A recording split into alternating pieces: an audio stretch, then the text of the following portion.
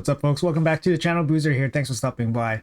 Today's video, we're going to go over some exclusive news that Playroom just released to the Supreme Club. Supreme Club is basically a select club of players that the Playroom has selected for some exclusive news and content and obviously perks and stuff. But here we got some news. Let's go over it together. I haven't fully read everything, so let's digest it all together. It's going to be right here on the right-hand side. We're back with some answers following a Q&A session with the developers based on your feedback. I assume this is the Q&A session with like Ash and those guys. So they were talking about the future content and all that stuff. First, want to take a moment, blah, blah, blah, express gratitude, sharing thoughts. Your input is incredibly valuable. We encourage you to keep it coming. While not every suggestion may align with the game's overall vision or be immediately feasible for implementation, we remain committed to listening, addressing your concerns, striving to find workable solutions. Fine, fair. Please understand that changes can take time. Okay, as Raid is a complex game with an extensive development pipeline. That said, we're doing our best and ask for your continued patience and support. To provide some clarity on timelines, once a feature is approved, it generally takes around 6 months to fully develop, test, and prepare for implementation.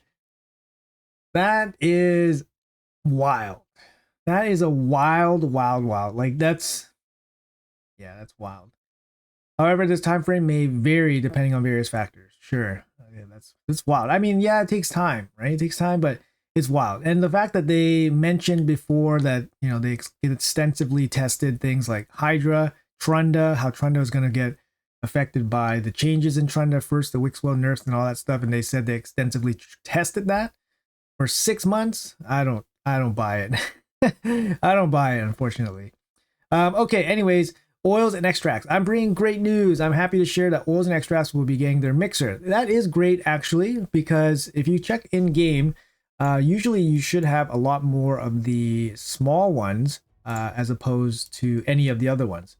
But the proportion of them is pretty significant. So if you look here, if you look at mine, for example, I have 55,000 versus 2,000 versus 1.6 thousand. So the massive gap here with an exchange mixer would be awesome.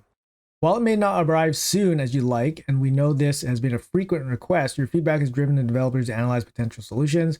After extensive consideration and testing, they concluded that adding the highly requested oil and extract mixer to the game is a way forward. To manage expectations, we're looking at potentially release timeframe later in the summer. Okay, that's great. That's a massive change, and I look forward to that. It's, I mean, unless there's some kind of weird string attached to it, it seems like a good quality of life. It's definitely going to help out early and mid-game players get access to some of the higher rated, basically oils and extracts to allow them to ascend some of their items, right? Even if they can't complete the higher levels of Sand Devil, for example. So, and we all know Sand Devil is just a crappy dungeon, anyways. Like the way they designed it is just crap.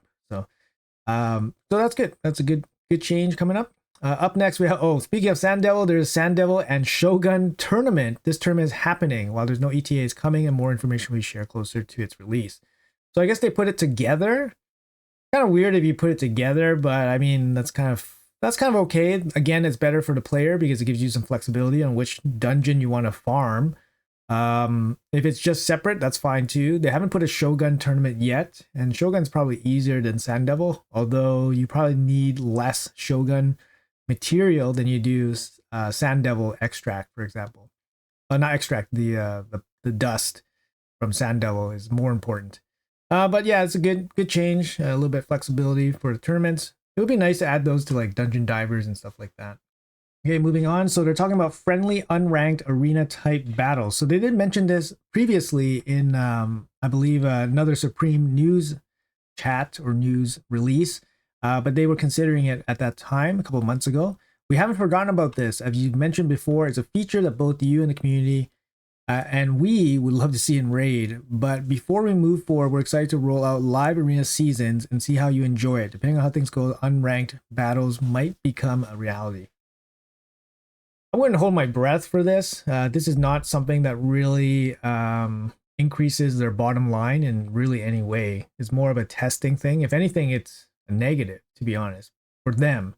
It's a positive for us because it allows us to test out a lot of things It also allows us to spend time in the game without actually spending energy or resources to do something, assuming that's the case. If they charge us some kind of resource to do these friendly unranked battles, kind of defeats the purpose, to be honest, because yeah, it's like Plarium to actually do that, but I don't know. Not holding my breath for this feature. And then we have Siege. We've passed along your feedback, including suggestions for more control for clan leaders. Yes, that's a big one. Concerns about rank boosting. Yes, that's a big one. And even the request of a detailed list of attacks used. Okay, that's interesting. The developers have promised to explore possible options to further improve this game mode. I mean, yeah, they gotta look at everything. Siege mode needs a bunch of improvements just to make it more. It's not very player friendly. It's easily manipulated. Honestly, it doesn't really bring too much enjoyment to the game, I think. Overall, I mean, it is what it is. But yeah, it feels like a half-baked mode. Lots of stuff could happen with it, but right now it's just kind of nothing. But I mean, it's free rewards in the meantime, so let's just enjoy that. And then we have Hydra. Hydra's a big one, obviously. As Hydra continues to be a topic of your feedback, we wanted to share a few updates. The game designers are currently working on fixing Champions AIs to enhance gameplay. I mean, they talked about that in like September, right? Or October or whatever. So it's been 3 months already, so nothing has happened. Quick battles are on the way and will soon be introduced to battles. So they're basically saying, okay, you guys don't like this content, let's get rid of it quickly with quick battles. The devs are also acknowledge feedback about Hydra feeling less enjoyable. They'll be exploring more ways to improve the experience moving forward. I mean, they should be exploring them already because we already notified them many months ago that Hydra feels like total crap after they fixed it. People, it's very unenjoyable. The fixes don't feel justified, and whatever they're trying to fix did not get fixed. Like, for example, Trunda, it's not fixed. So I don't know what they did. But anyways, yeah, let's go on. Hydra and Chimera Advanced Quest. The game designers have acknowledged your concerns regarding these advanced quests and will investigate potential solutions. Here's a potential solution. Take them out. Put something else in. It's not that hard, guys. It's not that hard. It won't take 6 months. Come on, it's not that hard. Let's go.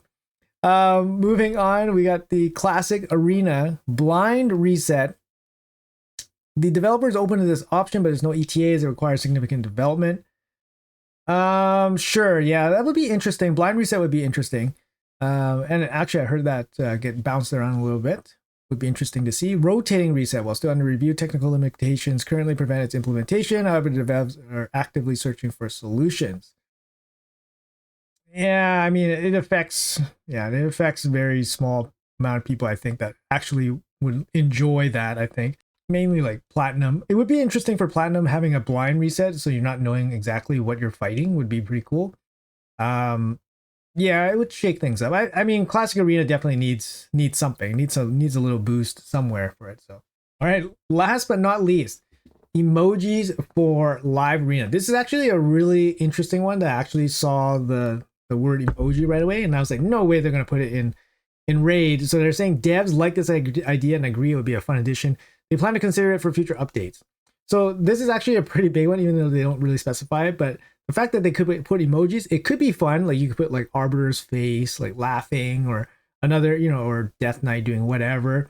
But honestly, I've seen this in other games, right? I've seen this in like Hearthstone, in lots of other games where you can have turn-based emojis, and I can't understand how this can be like a super good thing, like a way to basically taunt or make fun of like your opponent is really bad. And even if it doesn't come off as that way, or maybe that wasn't the initial intention, some people can take it the wrong way.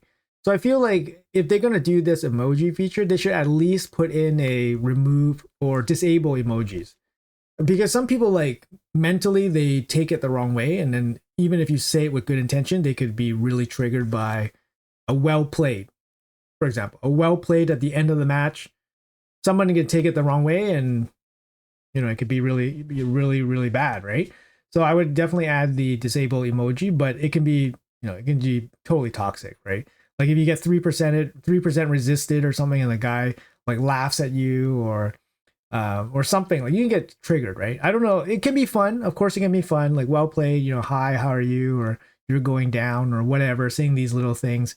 But I think ultimately, like people can definitely use them to kind of like like embarrass or humiliate or make fun of or whatever, right? And then sometimes people are just having a bad day, and I don't think this game lends itself to that environment where you can take things a little bit more lightheartedly, especially when big money is involved in some of these accounts and stuff like that. So anyways, just my 2 cents with everything. Hopefully you guys enjoyed the news and all that. I know it's a little bit thin on the details, but this is kind of how they release news to us.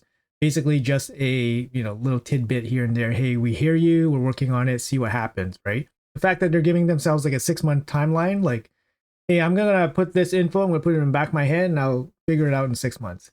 Anyways, hopefully you guys enjoyed the video. Thanks for watching again. Hopefully you guys have a great day, and I'll see you guys in the next one.